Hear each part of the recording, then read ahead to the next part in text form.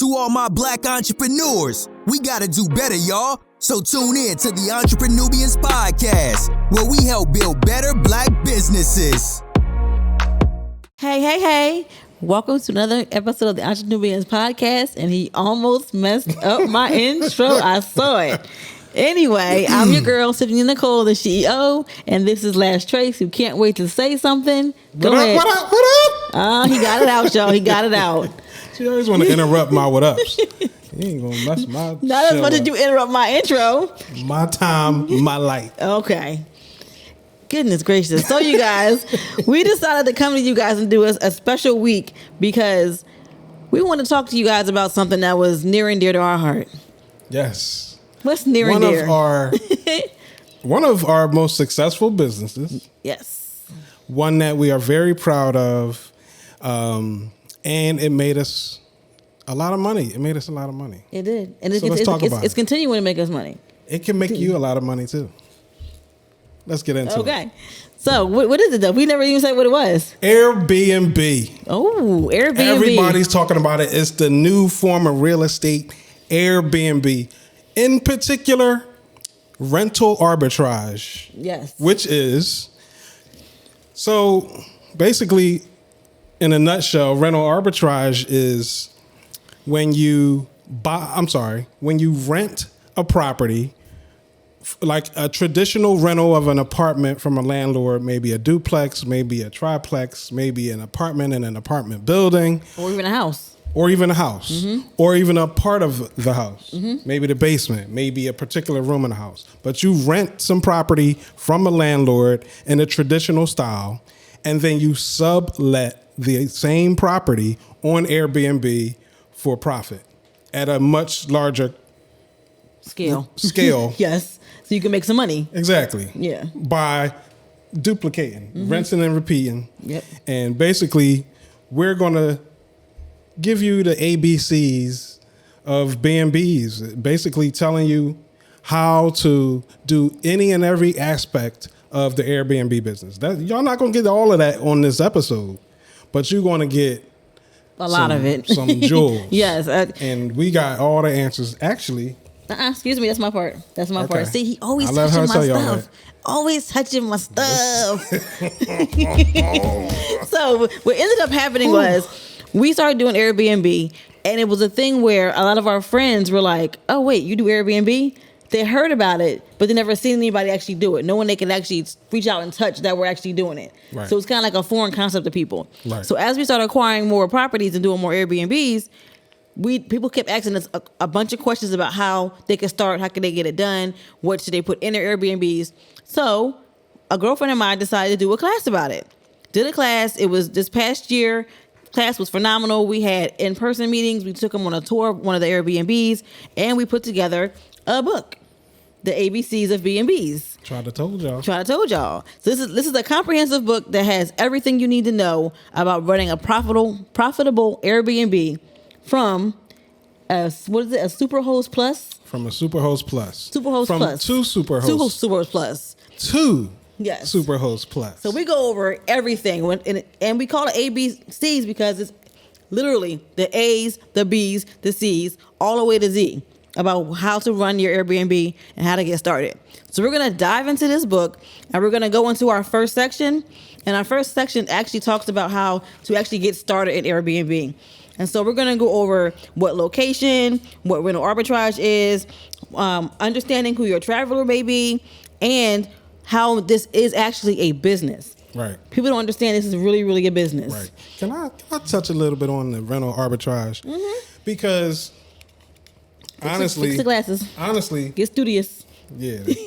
Just like me clearing my throat. Yes. Mm-hmm. But for real, like one of the fastest ways to get into the Airbnb real estate business is through rental arbitrage. Because if I was to buy a house to rent on Airbnb or to rent some portion of the house on Airbnb, it would take months to get money together, go to closing, and buy and acquire this property.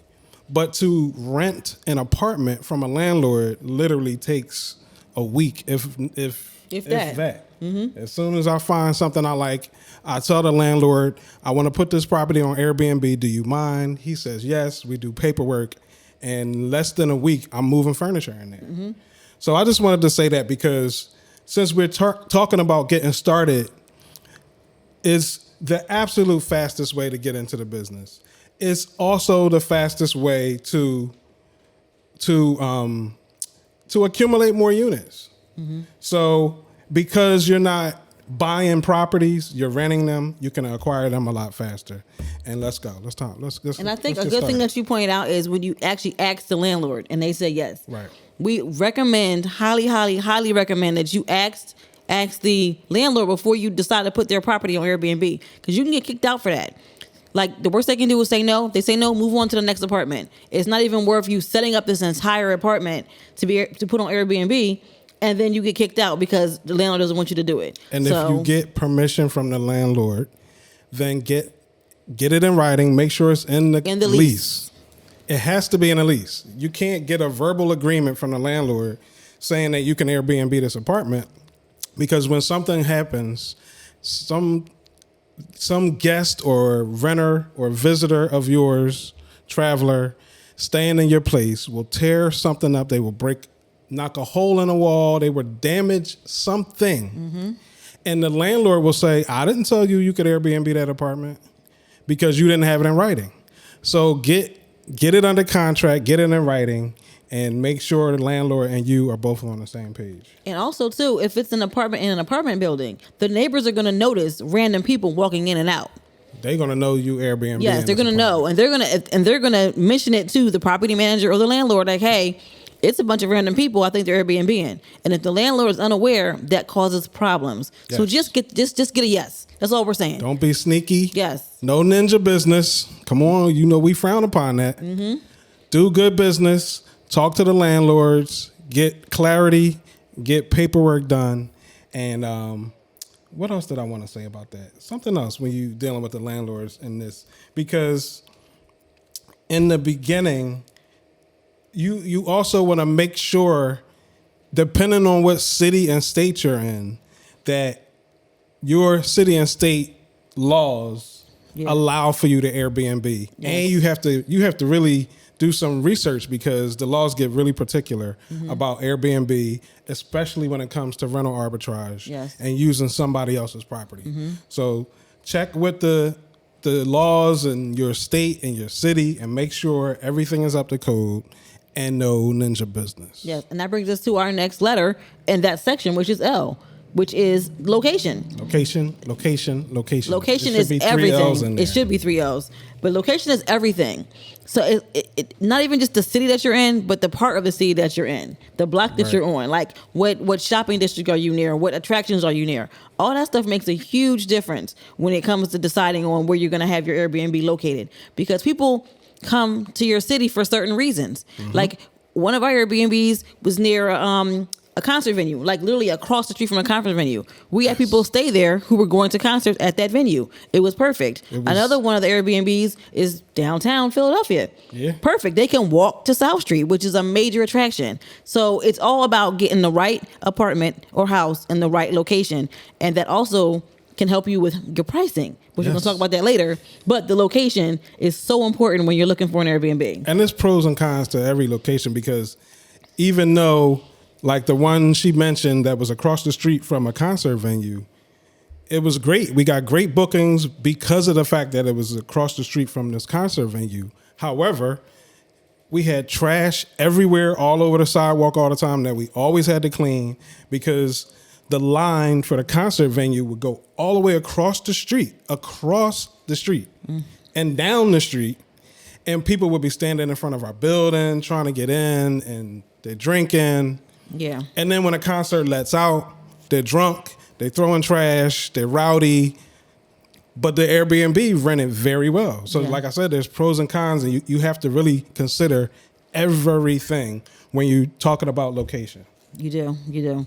I think ours, we got some pretty good locations, and a lot of times it's trial and error too. Right. Like sometimes you get it, you're like, oh, this is perfect, and then once you move in, it's like, uh-oh. It's always trial and error. Yeah, it's no like matter how good you think the location is. That's like when you buy a house. Nice neighborhoods. Yeah, when you buy a house, you have to go to the house or to the block in the summertime at night to see what goes on. Right. That's how you can figure out what this neighborhood is really, really about. Right. Because like we didn't know one of ours was down the street from a homeless shelter who feeds the homeless every day at 5:00.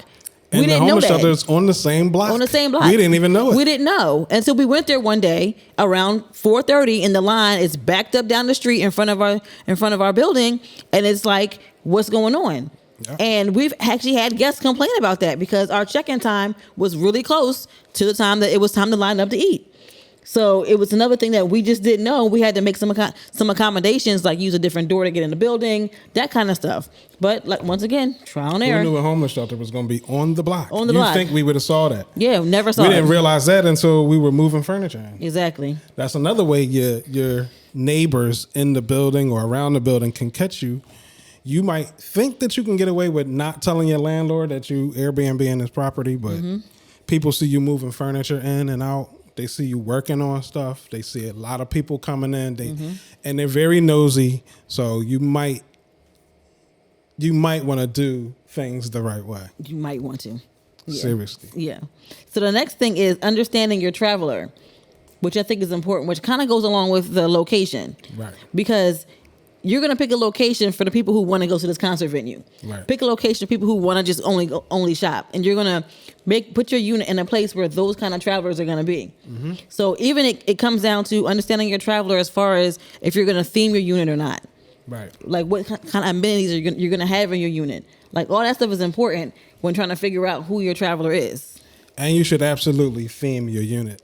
We're going to discuss that later. Did I just drop a jewel? You dropped a jewel, but we're going to get really into that because that's a big thing. They should have paid for that one. Yeah, they should have paid for that one. Absolutely. But yeah, all right, yeah. Let's wait on that. Hold that one. Yeah. So understanding your traveler is good. It's a thing where you have to just write down. Like if you're doing any business, understanding your traveler is like knowing who your avatar is. I know everyone knows what an avatar is. If you're in business, you have an avatar. Who is your target customer?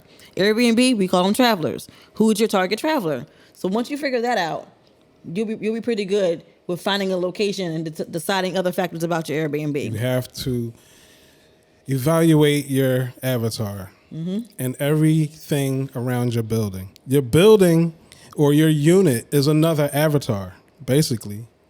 You have to look at your building or your unit and consider any and everything that would want to be done around this unit or within a 10-mile radius, because people are coming to town, they're staying in your place, and they want to know why they should stay in this place.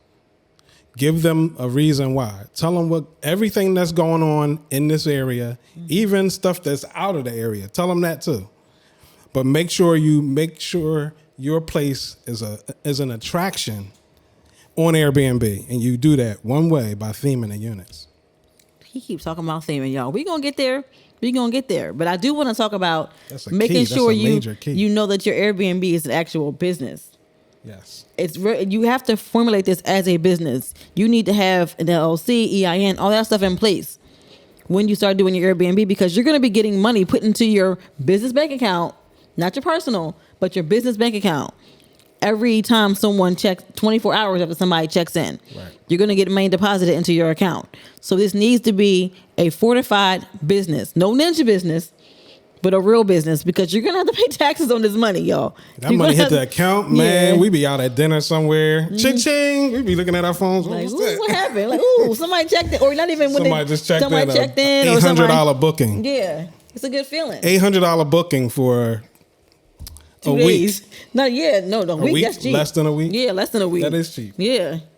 And I'm talking about you just sitting somewhere and boom, $800 hits your phone on a unit that you set up months ago. That's just paying you.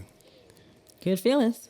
You set this thing up in automation so that customers just come and go, cleaners just come and go and clean. That's the next section. I'm just okay. That's the next. He's jumping ahead. He's excited. He's excited.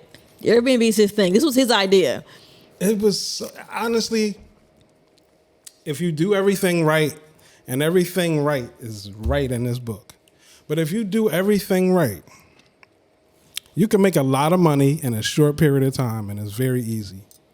And there's a lot of Airbnb hosts out here that are doing it wrong. So we got the manual, the blueprint right here. And I'm telling you this because we are Airbnb superhosts. We figured it out. We did it for 4 years now. Mm-hmm. So we know what we're talking about. So yeah, we're gonna keep it moving. What are we gonna talk about on the next segment? The next segment we're gonna talk about actually setting up your Airbnb, which is vital. Right. And that's when we get into the theming of it. Okay. And all the automation and the amenities. So we're gonna get out of here this time. Next time is setting up your Airbnb. See you guys then. Stay tuned.